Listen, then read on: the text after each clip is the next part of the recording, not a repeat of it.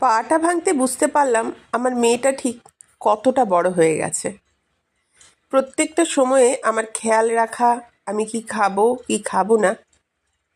আমার মেয়ে না থাকলে বাড়িতে আমার যে কী অসুবিধে হতো সেটা আমি হাড়ে হাড়েই টের পাচ্ছি।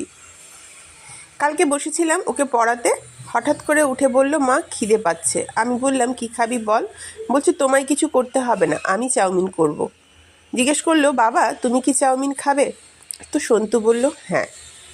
গিয়ে দেখি রান্নাঘরে চাউমিন সেদ্ধ করে ফেলেছে আর করে নিয়েছে ডিম ভাজা।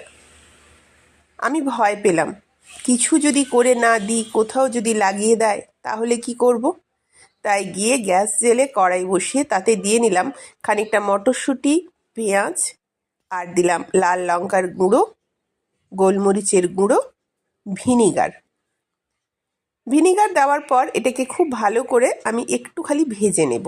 মটরশুঁটিটা যেহেতু সেদ্ধ করা ছিল না, নইলে সেদ্ধ হবে না, তাই। এই চাউমিনটা একটু সয়া সস বেশি দিয়ে রান্না করব। তাই সয়া সস দিয়ে নিলাম ওর মধ্যে। বারবার বলছে, মা তুমি ছাড়ো, তোমার দাঁড়াতে কষ্ট হবে, আমি করে দিচ্ছি। আচ্ছা, কোন সাহসে ওকে দিই বলুন তো? যদি আঙুলটা ফোসকা করে দেয়, পরীক্ষাটার তো 12 বেজে যাবে। চাউমিনটাকে আমি সেদ্ধ করার পরে আমি ওটাকে ছেঁকে রেখে দিয়েছিলাম। তারপর জলে ভালো করে ধুয়ে নিয়েছি। এবার চাউমিনটা দিয়ে ভালো করে ভেজে নিয়ে উপর থেকে দিলাম আরও একটু সয়া সস আর টমেটো সস। এবার পরিমাণ মতো চিনি আর নুন, ভালো করে এটাকে মিশিয়ে নেব। আজকে চাউমিনটা করতে খুব একটা কষ্ট করতে আমাকে হয়নি, কারণ ডিমটা মেয়ে ভেজে রেখেছিল, আর সবজি ভাজাটা আমার রুটি খাওয়ার জন্য আমার কাজের মাসি করে দিয়েছিল, সেখান থেকে একটু নিয়ে নিয়েছি। আর আগের দিন রাতের যে মাংসটা আমি আপনাদের দেখিয়েছিলাম, সেই মাংসটার যে অংশটা বাকি ছিল সেটা এখানের মধ্যে দিয়ে দিয়েছি।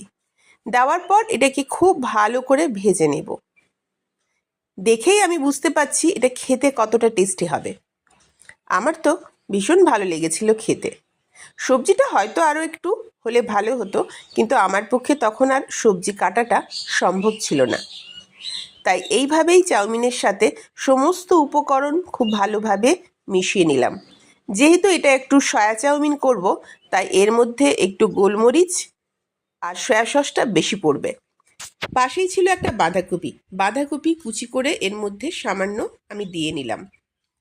ওদিকে মেয়ে বলল, সন্তুকে দুটো পেঁয়াজ বাবা কেটে দাও। সন্তু পেঁয়াজ কাটছে, আমি এদিকে বাঁধাকপিটা দিয়ে ভালো করে চাউমিনটা ভেজে নেব। নিচে যে সয়া সসটা দিয়েছিলাম একটু লাল হয়ে পুড়বে বলে, দেখবেন চাউমিন একটু পোড়া পোড়া বা সয়া সসের ভাজাটা একটু লাল লাল হলে খেতে কিন্তু ভীষণ সুন্দর হয়ে যায়, একটা স্মোকি ভাব চলে আসে। এবার ভালো করে ওই সয়া সসটার সাথে চাউমিনটাকে আমি মিশিয়ে নিলাম। চাউমিন যেভাবে করলেও ভালো লাগে। ওই ভাজাটার সাথে কয়েকটা শিম ছিল, আমার মেয়ে অনেক কষ্ট করে ভেজে তুলে দিয়েছিল। আমি ওটাকে আবার মিশিয়ে দিতে বলল, মা এত কষ্ট করলাম তুমি আবার মিশিয়ে দিলে। আমি বললাম, ঠিক আছে, তোকে খেতে হবে না, আমি খেয়ে নেব, কিন্তু ভাজাটা তো একটু হয়ে যাবে একসাথে থাকলে। চাউমিনটা আমার প্রায় রেডি হয়ে গেছে। এবার এটাকে আমি সাজিয়ে দিলাম প্লেটে, উপর থেকে দিয়ে নিলাম একটু পেঁয়াজ আর লঙ্কা। মেয়ে বলল, মা আমার জন্য কিন্তু চাউমিনটা খাওয়া হলো আজকে। আমি বললাম, হ্যাঁ।